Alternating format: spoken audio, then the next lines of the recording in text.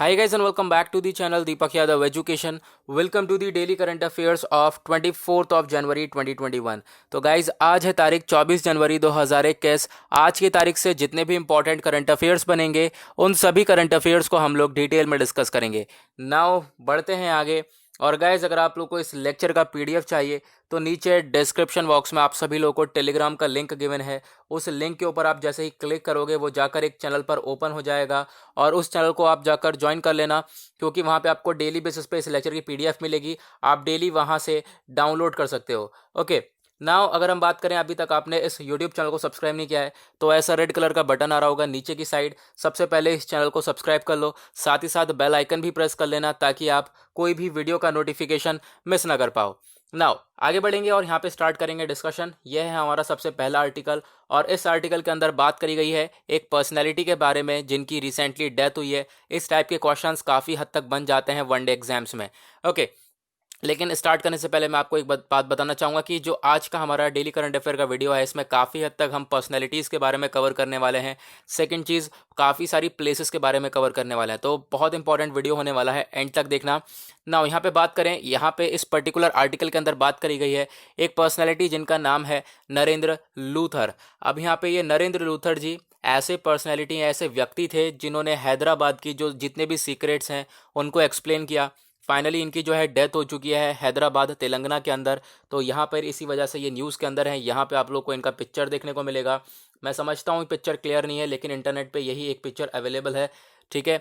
उसके बाद अगर हम बात करें, नरेंद्र लूथर जी का जन्म हुआ था 1932 में और डेथ हो गई इनकी 2021 में। ये एक राइटर थे, लेखक रह चुके हैं, सिविल सर्वेंट रह चुके हैं, ऑथर भी थे, कॉलमनिस्ट भी थे।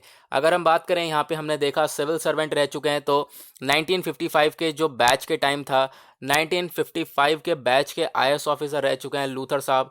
साथ ही साथ इन्होंने सर्व किया है बहुत सारी पोजीशंस में, अलग अलग तरीके से इन्होंने सर्व किया आंध्र प्रदेश के अंदर। उसके बाद अगर हम बात करें हैदराबाद की स्टेट के लिए, यानी हैदराबाद राज्य के लिए, उसकी इतिहास के लिए, उसके संस्कृति के लिए बहुत सारे काम किए हैं इन नरेंद्र लूथर जी ने। ओके तो गाइज बस इतना ही याद रखो, ज़्यादा आप जा नहीं सकते क्योंकि यहाँ पे डिटेल में ये सारी चीज़ें जो ये सारी चीज़ें आपके लिए इंपॉर्टेंट नहीं है। कहीं कहीं से कहीं तक इसका कोई लेना देना नहीं है, मैंने यहाँ पे पुट डाउन कर दिया था फिलहाल। लेकिन यहाँ पे एक चीज़ आप देख सकते हो, ये प्रेसिडेंट भी थे किस चीज़ के, सोसाइटी टू सेव रॉक्स जो कि हैदराबाद के अंदर है, तो इसके प्रेसिडेंट भी रह चुके हैं। तो बस खाली आप इसको देख लो और साथ ही साथ क्या नाम है इनका ये चीज़ याद रखना। सेकेंड चीज़, कौन थे ये, writer, civil servant, author, columnist भी थे, ठीक है। तो यहाँ पे होता है ये आर्टिकल, इसी के साथ हमारा कंप्लीट। नाउ बढ़ते हैं सेकंड आर्टिकल की तरफ। यहाँ पे बात करी गई है सोमनाथ मंदिर के बारे में। तो सोमनाथ मंदिर के बारे में बात करेंगे और नया आप कह सकते हो एक हम लोग चेयरमैन बनाने वाले हैं, वो कौन बनेगा, तो बहुत सारी चीज़ें हैं इस आर्टिकल के अंदर। तो श्री सोमनाथ ट्रस्ट, जो प्राइम मिनिस्टर नरेंद्र मोदी जी हैं उन्होंने एक मीटिंग अटेंड करी है, किसकी, जो सोमनाथ मंदिर है उसके ट्रस्ट की मीटिंग हुई है, ठीक है। तो उसकी मीटिंग अटेंड करी गई। नाउ जितने भी ट्रस्टीज़ थे वहाँ पे उन्होंने श्रद्धांजलि दी। एक हमारे एक्स चेयरमैन रह चुके हैं सोमनाथ मंदिर के ट्रस्ट के, जो आप कह सकते हो जो देखभाल करता है पूरे मंदिर की, उसे हम लोग ट्रस्टीज़ में बता देते हैं, बोलते हैं। तो ये एक्स चेयरमैन रह चुके हैं पूरे के पूरे ट्रस्ट के, ठीक है। और इनका नाम है लेट केशुभाई पटेल। तो यहाँ पे ये पर्सनालिटी थे, अगर हम बात करें एक्स चेयरमैन रह चुके हैं तो इनकी डेथ हो गई थी। तो फाइनली इनको श्रद्धांजलि देने के लिए यहाँ पर सारी ट्रस्टीज़ ने जो है साथ में इकट्ठे होके श्रद्धांजलि दी है। ओके नाउ आगे बढ़ेंगे। यहाँ पे सबसे बड़ी बात जो है, सबसे इंपॉर्टेंट चीज़ वो यहाँ पर है, जितने भी ट्रस्टीज़ हैं यूनानिमसली इन्होंने चूज़ कर लिया है प्राइम मिनिस्टर नरेंद्र मोदी जी को एक नेक्स्ट चेयरमैन। क्योंकि अभी हमने देखा जो अभी चेयरमैन थे, फॉर्मरली चेयरमैन थे, उनकी डेथ हो गई है। अब यहाँ पे नया चेयरमैन आएगा इसका, तो नया चेयरमैन के लिए हमारे प्राइम मिनिस्टर जी को चूज़ कर लिया गया है और वो नेक्स्ट चेयरमैन बनेंगे इस ट्रस्ट के। ओके उसके बाद अगर हम बात करें, कुछ और बहुत सारे चेयरमैन बन चुके हैं इसके, वो पास्ट के टाइम पर कौन कौन से चेयरमैन बन चुके हैं उन सभी के नाम यहाँ पे आपको देखने को मिलेगा। मैं एक एक करके सबके नाम बोल देता हूँ। सबसे पहले हैं जाम साहेब दिग्विजय सिंह, दूसरे कन्हैया लाल मुंशी, ये भी एक पास्ट चेयरपर्सन रह चुके हैं इस ट्रस्ट के। उसके बाद former prime minister of India Morarji Desai भी जो है चेयरमैन बन चुके हैं। जय कृष्णा हरि वल्लभ भी बन चुके हैं। दिनेश भाई शाह और प्रशांत वंदन मेहता और केशुभाई पटेल, ये सभी लोग पास्ट चेयरपर्सन बन चुके हैं। अब जो आने वाले हमारे नेक्स्ट चेयरपर्सन बनने वाले हैं इस ट्रस्ट के, वो हैं प्राइम मिनिस्टर नरेंद्र मोदी। ठीक है, तो यहाँ पे आपको ये चीज़ भी इंपॉर्टेंट हो जाती है, डायरेक्टली आपसे क्वेश्चन बन सकता है। नाउ यहाँ पे हम कवर करेंगे सोमनाथ मंदिर के बारे में। तो जो सोमनाथ टेम्पल है इसे हम लोग दियोपतन भी बोलते हैं। साथ ही साथ ये कहाँ पे लोकेटेड है? ये लोकेटेड है प्रभास पतन, जो कि वेरावल में है। और वेरावल कहाँ पर है? सौराष्ट्र में। सौराष्ट्र कहाँ पे एग्जैक्ट लोकेशन सौराष्ट्र की कहाँ पर है? सौराष्ट्र लोकेटेड है गुजरात के वेस्टर्न कोस्ट पर। ओके, उसके बाद अगर हम बात करें तो इसको काफ़ी बार रिकंस्ट्रक्ट कर चुके हैं हम लोग। इस टेम्पल को काफ़ी बार हम लोग इसे बार बार बना चुके हैं। क्यों? क्योंकि कोई एक नया रूलर आता था, वो वापस से इसको तोड़ देता था या फिर उसमें चेंजेस कर देता था। तो उन सबको हम लोगों ने बार बार रिकंस्ट्रक्ट करते चले गए हैं। हम लोग बार बार इस टेम्पल को बनाते हुए आए हैं काफ़ी टाइम पहले से।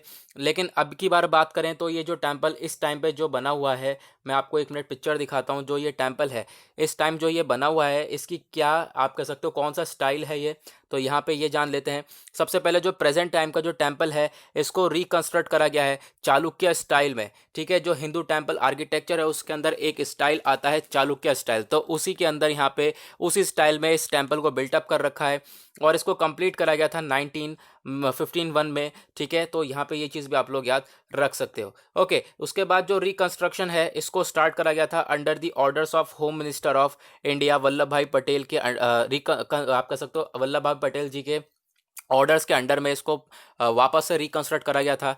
ठीक है, इस मंदिर को। नाउ फाइनली कौन सा डिज़ाइन है ये आपको याद रखना है, कौन सा स्टाइल है ये स्टाइल है चालुक्य स्टाइल। ओके, ना उसके बाद आगे बढ़ते हैं नेक्स्ट आर्टिकल की तरफ, आज का थर्ड आर्टिकल। और यहाँ पर बात करी गई है एक और प्लेस के बारे में जहाँ पे हम लोग जानेंगे, बहुत इंपॉर्टेंट प्लेस बन जाता है। सबसे पहले प्लेस के साथ साथ एक पर्सनैलिटी के बारे में बात करेंगे, एक ब्रेव वीमेन जिनका नाम है जयमोती कुंवारी। ठीक है, तो प्राइम मिनिस्टर नरेंद्र मोदी जी ने अपना शेड्यूल सेट किया है कि वो लोग विजिट करेंगे 23 जनवरी में, यानी आज के दिन जो है ये विजिट करने वाले हैं आसाम में। आसाम में कहाँ पर? आसाम में एक जगह है जिसका नाम है जेरेंगा पोथर, तो वहाँ पे ये विजिट करेंगे। और ये कहाँ पे लोकेटेड है? ये अपर आसाम शिव सागर डिस्ट्रिक्ट में ये जगह लोकेटेड है। जगह का नाम ध्यान रखना, जेरेंगा पोथर। जेरेंगा पोथर में इन पर्टिकुलर वेमेन की जो है आप कह सकते हो इस तरीके से टॉर्चर करके डेथ हो गई थी इनकी। नाउ अगर हम बात करें formerly known as Rangpur Shiv Sagar, तो यहाँ पे ये रंगपुर शिव सागर अगर जो आज के टाइम पे बोला जाता है, ये पहले अहोम डायनेस्टी हुआ करता था जिसको काफ़ी बार तक आप कह सकते हो रूल करा गया है। आप कह सकते हो 6 सेंचुरी तक ये अहोम डायनेस्टी ने 6 सेंचुरीज तक जो है इस जगह को रूल करा। ठीक है, उसके बाद अगर हम बात करें जेरेंगा पोथर जो ये जगह है, तो जेरेंगा पोथर एक ओपन फील्ड है, खुला सा मैदान है शिव सागर टाउन के अंदर, जो कि पॉपुलरली कनेक्ट करा गया था to the valour of 17th century Ahom princess Joymati. मैंने आपको बताया यहाँ पे अहोम डायनेस्टी चली, 6 सेंचुरी तक अहोम डायनेस्टी रही वहाँ पर, और अहोम प्रिंसेस उस डायनेस्टी की एक राजकुमारी थी जयमती। ठीक है, तो यहाँ पे एक बहादुर राजकुमारी थी, तो उनके बेसिस पे यहाँ पर ये सारी चीज़ें बताई गई हैं। नाउ ये जो जगह है जेरेंगाम पोथर, ये इनसे लिंक करा जाता है, इनके नाम से लिंक करा जाता है। क्यों? क्योंकि ये जो प्लेस जॉय मोती हैं was tortured to death was Jerenga Pothar, यानी कि जेरेंगा पोथर जो जगह है वहाँ पर इनको ये जो अहोम की प्रिंसेस थी इनको टॉर्चर करके मार डाला था। ठीक है, तो यहाँ पे आपको पिक्चर देखने को मिलेगा इस तरीके से, जो है ये पिक्चर इंटरनेट पर है, तो मैंने यहाँ पे पिक्चर लगा दी। ओके ना, उसके बाद यहाँ पे आप लोगों को आगे देखने को मिलेगा इनके बारे में। तो जो जयमती कुंवारी है ये वाइफ हैं किनकी? ये वाइफ थी किनकी? ताय ओहोम प्रिंस की, जिनका नाम है गदपनी। ठीक है, अगर हम बात करें इनके बारे में तो यहाँ पे काफ़ी सारी चीज़ें जो कि आपके काम की नहीं है। ठीक है, टॉर्चर करके इनकी डेथ हो गई थी, ये सारी चीज़ें मैंने आपको बता दिया।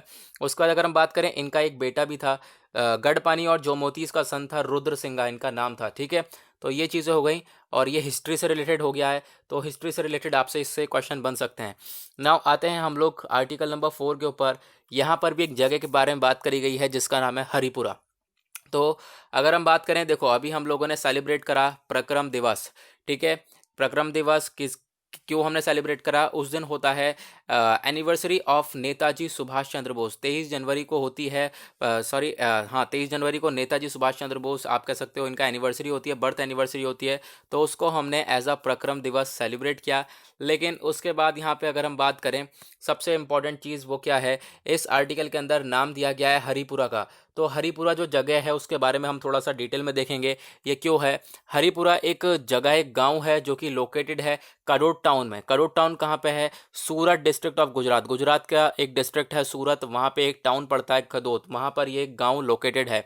हरिपुरा लोकेटेड है बैंक्स ऑफ ताप्ती रिवर, ठीक है, ताप्ती रिवर के बैंक पे ये गांव लोकेटेड है, गांव पूरा पूरा स्थित है, ठीक है। ये इंपॉर्टेंट चीज़ है। नाउ अब यहाँ पे मोस्ट इंपॉर्टेंट चीज़ क्या आती है हरिपुरा सेशन के बारे में। जो इंडियन इंडिपेंडेंस मूवमेंट चल रहा था, यानी भारत को आज़ाद करने के टाइम के जो भी मूवमेंट्स चल रहे थे, तो साथ ही साथ ये एक वेन्यू रह चुका है, यानी हरिपुरा जो ये गांव है ये एक जगह था। 1938 में यहाँ पर इंडियन नेशनल कांग्रेस का पूरा सेशन हुआ था, ठीक है, जिसको हम लोग हरिपुरा सेशन भी बोलते हैं। अब आपसे क्वेश्चन बन सकता है डेफिनेटली यहाँ पे रिगार्डिंग द हरिपुरा सेशन, क्योंकि न्यूज़ के अंदर तो ये है, ठीक है। अब यहाँ पे आपसे क्वेश्चन बन जाएगा हरिपुरा सेशन से रिलेटेड, फिर आप सोचोगे ये क्वेश्चन आया कहाँ से, ठीक है। तो डिटेल में बिल्कुल करंट अफेयर्स हो जाते हैं आप लोग के ये, इनको आप अच्छे से देखा करो। इनके नोट्स बनाना चाहो तो आप इजीली इनके नोट्स भी बना सकते हो, ठीक है। सारी पीडीएफ अगर आपको टेलीग्राम पर मिल जाती है, नीचे डिस्क्रिप्शन बॉक्स में लिंक आप लोग को गिवन है, ठीक है। इस वीडियो के बाद जो है, अब मैं यहीं पर एक चीज़ और बता दूँ कि 1 घंटे बाद 1.5 घंटे बाद एक और वीडियो अपलोड होता है जो कि द हिंदू न्यूज़पेपर एनालिसिस का होगा, और वो टॉप का वीडियो होता है पूरे यूट्यूब पर, जहाँ पर प्रीलिम्स प्लस मेंस सारी चीज़ें आपको कवर कर दी जाती हैं। एडिटोरियल प्लस प्रीलिम्स फैक्टर्स, सारी न्यूज़ डिटेल के अंदर कवर करी जाती हैं। ओके, नाउ अगर यहाँ पे बात करें हम कहाँ पे थे, हाँ यहाँ पे थे कि 1938 में ये जो हरिपुरा जगह है यहाँ पे इंडियन नेशनल कांग्रेस का एक सेशन हुआ था, ठीक है। उसी वजह से हमने उसका नाम दिया था हरिपुरा सेशन। नाउ अगर हम बात करें इंडियन नेशनल कांग्रेस की, तो ये हरिपुरा में मिला था कब? 19 टू 22 फरवरी, यानी 19 से लेकर 22 फरवरी तक ये सेशन चला था। और ये उस समय इस सेशन के प्रेसिडेंट कौन थे? सुभाष चंद्र बोस जी इसको प्रेसिडेंट कर रहे थे, ठीक है। Under the presidency of Subhash Chandra Bose ये पूरा का पूरा सेशन चल रहा था। साथ ही साथ जो सुभाष चंद्र बोस जी हैं ये इलेक्टेड प्रेसिडेंट थे हरिपुरा कांग्रेस के, ठीक है। हरिपुरा कांग्रेस सेशन के जो 1938 में चल रहा था, ठीक है, वही बिल्कुल सेम। तो यहाँ पे आर्टिकल इंपॉर्टेंट हो जाता है ना। उसके बाद हम लोग बात करते हैं एक और महान हस्ती की, इनका नाम है श्री नारायण गुरु। तो मैंने जैसा बताया था आज के दिन पे जितने भी हमारे करंट अफेयर्स हैं वो ज़्यादातर महान हस्तियों से रिलेटेड, जितने भी इंपॉर्टेंट पर्सनालिटीज़ हैं उनसे रिलेटेड आर्टिकल्स ही आए हैं। तो जो हमारे वाइस प्रेसिडेंट हैं इंडिया के, उन्होंने एक बुक लॉन्च की है, कविताओं की बुक लॉन्च की है, उसका नाम है नॉट मैनी बट वन। इसके 2 वॉल्यूम्स हैं, और साथ ही साथ ये इंग्लिश ट्रांसलेशन है इस पोएम्स का, ठीक है। ये किन की कविताएं हैं? ये कविताएं हैं श्री नारायण गुरु जी की, जो कि यहाँ पे आप लोग ये देख सकते हो, ठीक है। तो गाइज यहाँ पे ये चीज़ें हैं, इनकी कविताएं थी। नाउ अभी इनके बारे में बात करेंगे। जो नारायण गुरु जी हैं, इनका जन्म हुआ था 1855 में, इनकी डेथ हो गई 1928 में। ये एक फिलोसोफर रह चुके हैं, साथ ही साथ एक स्पिरिचुअल लीडर, और सबसे बड़ी बात सोशल रिफॉर्मर रह चुके हैं भारत के अंदर। इनका जन्म हुआ था ऐसी फैमिली में जो कि बिलोंग कर दी थी एजवा कास्ट को, ठीक है। उसके बाद इन्होंने बहुत सारे मूवमेंट चलाए अगेंस्ट द इनजस्टिस, जो भी यहाँ पे अन्याय होता था उसके अगेंस्ट मूवमेंट चलाए। अन्याय किसके खिलाफ? अन्याय जैसे कि रिगार्डिंग द कास्ट, ठीक है, कास्ट हो गया, या हाँ ये भी जातिवाद, ये सारी चीज़ें चलती थी। तो उसी के रिगार्डिंग यहाँ पर इन्होंने बहुत सारे मूवमेंट चलाए कि ये सारी चीज़ें नहीं होनी चाहिए, एक सोशल इक्वालिटी होनी चाहिए सोसाइटी के अंदर, सब लोग बराबर होने चाहिए, ठीक है। उसी तरह से इनका काफ़ी सारा सहयोग था बहुत सारे प्रोग्राम्स में, जैसे कि यहाँ पे आप लोग को देखने को मिलेगा SNDP योगम, इसकी फुल फॉर्म है श्री नारायण धर्म परिपालना योगम, ठीक है। ये एक इंडियन स्पिरिचुअल ऑर्गेनाइजेशन था जो कि फाउंड करा गया था डॉक्टर पद्मनाभन पल्पू के द्वारा, लेकिन इसको गाइड किसने किया? इसको गाइड किया था मेन पर्सनैलिटी नारायण गुरु जी ने। ओके, अब यहाँ पे जो ये आप कह सकते हो योगम, ये जो आप कह सकते हो ऑर्गेनाइजेशन को फाउंड अप किया था, इस ऑर्गेनाइजेशन का मेन काम था जो भी एसवा और तैयर कम्युनिटीज़ के लोग हैं उनको ऊपर उठाया जाए, जहाँ से नारायण गुरु जी खुद बिलोंग करते थे। उसके बाद वाईकॉम सत्याग्रह यहाँ पे चलाया गया 1924 से लेके 1925 तक। ये एक बहुत ही तगड़ा प्रोटेस्ट था, बहुत ही तगड़ा प्रदर्शन था जो कि त्रावणकोर में चलाया था। और ये क्यों था? ये करा गया था regarding the against the untouchability and discrimination, यानी कि जो भी कास्ट में, जातिवाद में भेदभाव करा जाता है, या फिर अनटचेबिलिटी, छुआछूत वाला देखने को ये सारी चीज़ें मिल जाती हैं। तो इन सब के लिए यहाँ पे प्रोटेस्ट चलाया। उन्होंने बोला कि ये सारी चीज़ें नहीं होनी चाहिए, ठीक है, सभी लोग इक्वल हैं, सभी लोगों को एक इक्वालिटी में रहना चाहिए, ये सारी चीज़ें इनके द्वारा बोली गई थी। तो बहुत अच्छी सोच थी, और ये भी आर्टिकल आपका हिस्ट्री से रिलेट हो सकता है। ओके, नाउ अगेन वाईकॉम सत्याग्रह के बारे में बताया गया, ये हमने अभी पढ़ लिया, ठीक है, बिल्कुल ये वापस से रीटाइप हो गया है। मिस्टेकन। उसके बाद अगर हम बात करें, इन्होंने बहुत सारे अपने पब्लिश करे हैं वर्क, जैसे कि इन्होंने 45 वर्क पब्लिश करे हैं मलयालम में, संस्कृत में, तमिल लैंग्वेजेस में, ठीक है, जिसको हम लोग इसके अंदर इंक्लूड है आत्मोपदेशा शतकम, ठीक है। उसके बाद एक 100 वर्ड्स की पोयम भी है, और साथ ही साथ दायवा दशकम भी है, ठीक है। बहुत सारी प्रेयर्स हैं, और ये सारी चीज़ें इन्होंने लिखी हैं, तो बहुत ज़्यादा इंपॉर्टेंट पर्सनैलिटी आप लोगों के लिए बन जाते हैं, और एग्जाम के पॉइंट ऑफ व्यू से भी बहुत इंपॉर्टेंट हो जाता है। नाउ आगे बढ़ें। आज का जो है लास्ट आर्टिकल वो है पोटैश से रिलेटेड। ये पोटैश क्या होता है मैं आपको बताऊंगा, लेकिन उससे पहले जान लेते हैं ये न्यूज़ के अंदर क्यों है। एक ट्राइपार्टाइट यानी कि तीन, आप कह सकते हो तीन ऑर्गेनाइजेशन ने मिलकर एक एग्रीमेंट साइन किया है, और वो तीन ऑर्गेनाइजेशन कौन कौन सी हैं? पहली है मिनरल एक्सप्लोरेशन कॉरपोरेशन लिमिटेड, दूसरी Rajasthan state mine minerals limited, तीसरा department of mines and geology. इन तीनों ने मिलकर एक एग्रीमेंट साइन किया कि ये लोग जितने भी जो पोटैश है उसके ऊपर स्टडीज़ करेंगे, studies of solution mining of potash. ये राजस्थान के अंदर सब कुछ करा जाएगा, ठीक है। तो यहाँ पे ये एग्रीमेंट का साइन किया गया। उसके बाद यहाँ पे हम लोग जान लेते हैं ये पोटैश होता क्या है बेसिकली। तो यहाँ पे देखते हैं पोटैश के अंदर अगर हम बात करें तो it includes various mind and manufactured salt भी बोलते हैं इसे, जो कि पोटेशियम होता है जिसके अंदर, यानी कि एक नमक होता है, मैन्युफैक्चरिंग वाला नमक होता है, ठीक है, जो कि मैन्युफैक्चर करा जाता है, जिसके अंदर पोटेशियम पाया जाता है। ऑब्वियस सी बात है, सभी लोगों को मालूम होगा नमक के अंदर पोटेशियम ही मिलता है। तो यहाँ पे एक तरीके से पोटैश तो वो होता है। दूसरी चीज़, ये जो पोटैश वर्ड है ये कहाँ से आया, ये सबसे इंपॉर्टेंट चीज़ जहाँ से क्वेश्चन बन सकता है। तो ये पोटैश वर्ड आया है पॉट प्लस ऐश। पॉट यानी मटका, और उसके अंदर राख, ऐश, ठीक है, पॉट और ऐश। अब क्या होता है कि इसके अंदर जो प्लांट एशेस यानी कि जो पौधों के एशेस होते हैं, या फिर लकड़ी की जो भी राख होती है, उन सबको पानी के अंदर भिगो दिया जाता है एक पॉट के अंदर। उन सबको पॉट के अंदर ये जितने भी पेड़ पौधों की राख होती है और लकड़ी की राख होती है वो सब डालकर और पानी के अंदर भिगो दिया जाता है, यानी कि राख, राख मतलब ऐश, और किसके अंदर भिगोया है? पॉट के अंदर, तो पॉट ऐश। तो इसका नाम दिया इस तरीके से पोटैश। अब यहाँ पे जब भिगोने के बाद ये जो मटेरियल बन जाता था, ये एक मैन्युफैक्चरिंग के लिए इस्तेमाल करा जाता था, और इंडस्ट्रियल एरा से पहले वही चीज़ें इस्तेमाल करी जाती थी।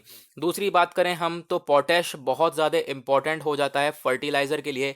एग्रीकल्चर इंडस्ट्री में बहुत बड़ा रोल प्ले करता है ये पोटैश, ठीक है।